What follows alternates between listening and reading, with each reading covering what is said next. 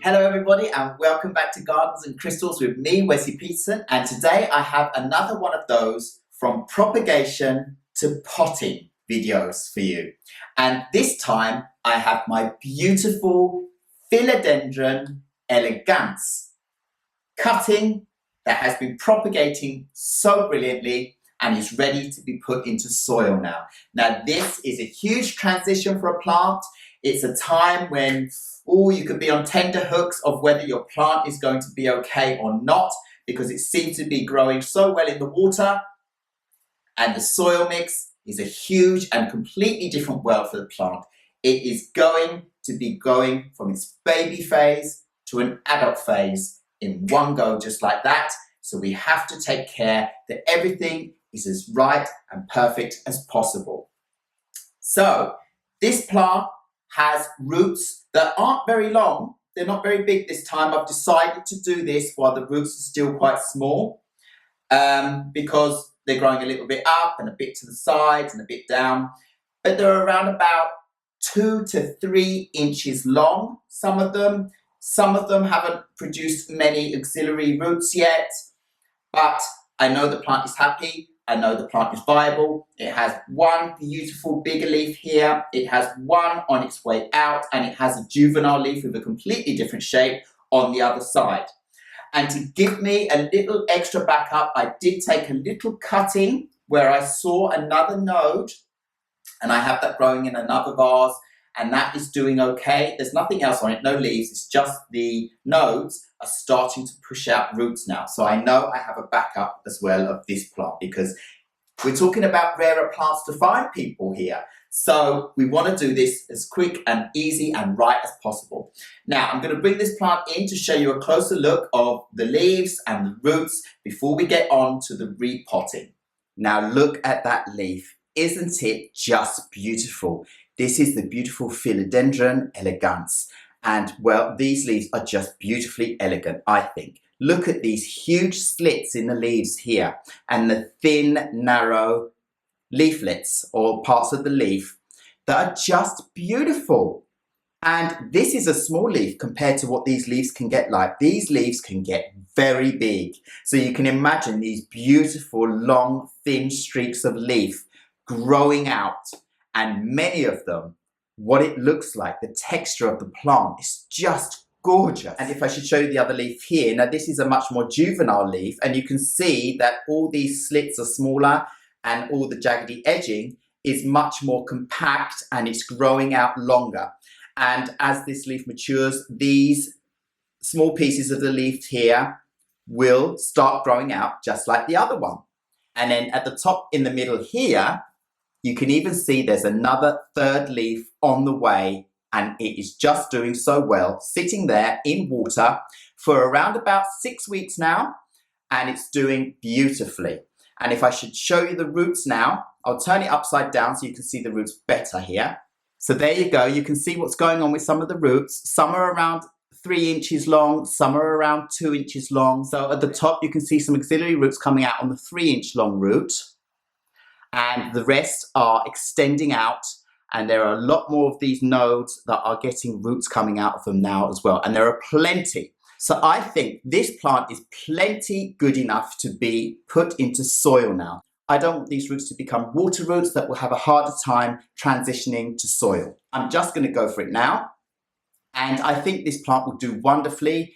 Philodendrons are quite hardy, robust plants. They really can take quite a lot of different conditions. They grow very well indoors as well as out. And so this is going to be fine. I mean, this got roots like this. It's been around 6 weeks now. So this hasn't actually grown that greater amount of roots, but it's grown enough roots to be able to support it and grow out a new leaf and support what's going on here. So I'm confident that this will do okay when I put it in soil. So let's get on with potting it. So I'm just going to get my soil. So in the meantime, I'm just going to put this beautiful cutting back in the water. So I don't need the cover pot for now. So we'll remove that so I can bring up my soil that I have pre-prepared. So the soil that I'm using for this philodendron, and this goes for I would say practically all philodendrons, is you can use, people use all sorts of different soils, but what I'm using is a soil that is also a mix that is airy and light. This is the most important thing when you're planting up an aroid, a philodendron. They like airy soil because they are plants that grow up against other plants. They produce aerial roots and they can be growing on the ground, but in soil that is aerating so that their roots can expand easily. So I'm using a really good potting mix, mixed with a lot of wood chunks, wood bark chunks, and a lot of perlite mixed in together to keep a nice, light, airy soil so that the roots will be able to expand and spread around in the pot easily. This plant does not like to be bogged down in water in any way. Don't let it get waterlogged. Don't let it get saturated.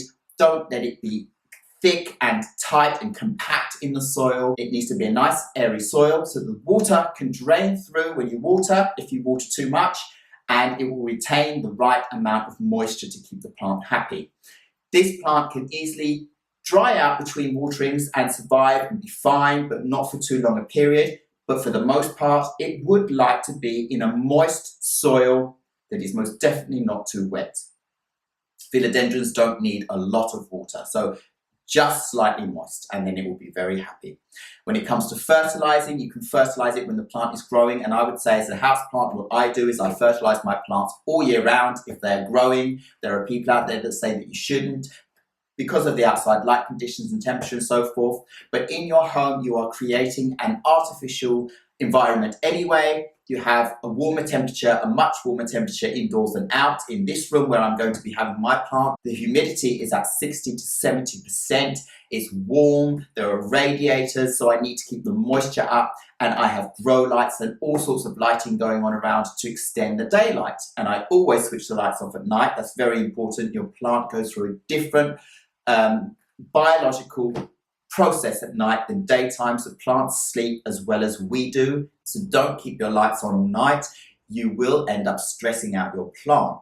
So a decent amount of daylight. I give mine from 7 in the morning till around about 9, 10 at night. Different lightings going on and off, but nothing at night time. Always completely dark.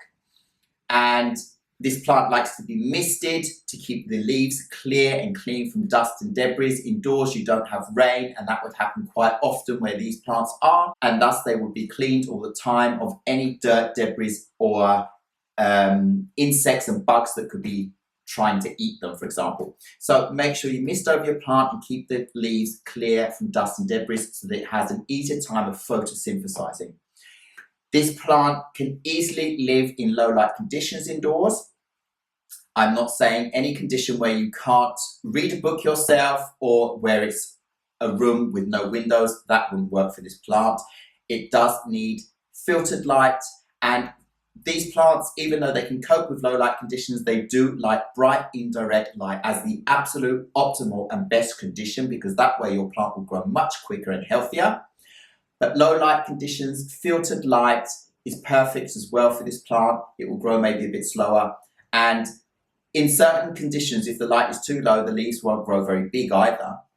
So it depends how you want your plant to grow, but the best conditions are bright and direct light, but it can go right down to low light, and they cope well with artificial lights that you have indoors to help boost that light so that the plant can photosynthesize and produce food. That's very important for your plant.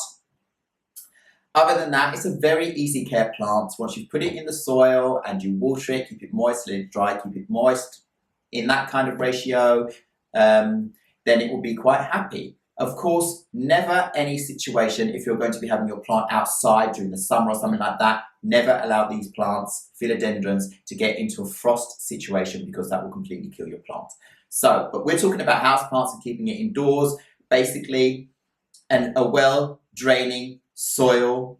You can see many people using what they call aroid mix, but I would just say wood bark mixed with a good potting mix, perlite and so forth, and your plant will be very happy with that. Lights we've talked about, dusting off or spraying to keep the leaves clear, fertilize when the plant is growing, but not too close to the base, around the edge, maybe a little bit less than is suggested on whatever you're using as a fertilizer. or you can get a slow release fertilizer that you can put on the soil, and when you water your plant, a little bit of that fertilizer will come out all the time, and that way you'll know your plant is getting at least some fertilizer. And especially when they're growing, when they grow very fast in the summertime, especially if they're in a light condition, a good amount of fertilizer is good for your plant, because the only food that it can take up is in this pot. It has nowhere else to get these nutrients, so you need to provide them for your plant, and that's very important. So basically, let's just get on with repotting this plant now, and we can see how it all looks. Now, I'm going to put some soil in the bottom of this pot to start with, and this plant hasn't got as deep a root as some others that I've had, so I'll put a decent amount, and then I am going to get my cutting, place it where I want it to be, hold it, and then fill around the edge with soil as I hold the plant in place. And after a while,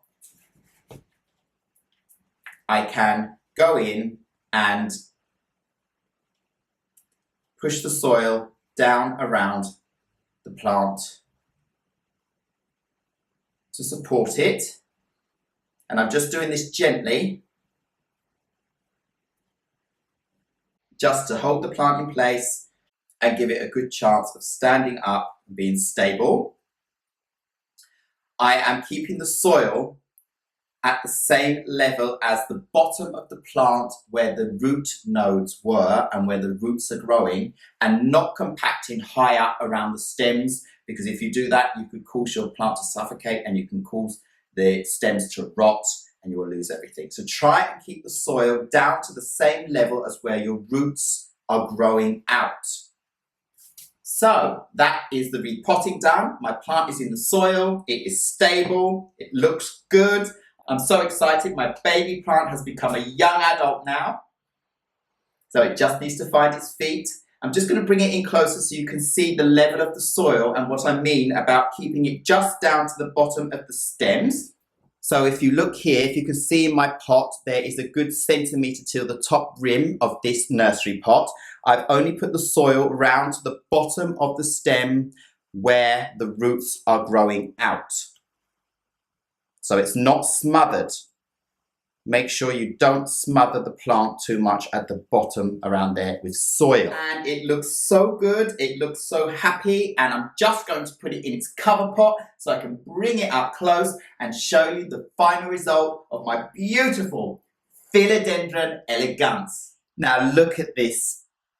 Look at this. Isn't it beautiful? My plant, my baby plant is potted up and ready to go, and I just hope this is going to grow into a beautiful big plant. I'm giving it lots of positive energy. I love it.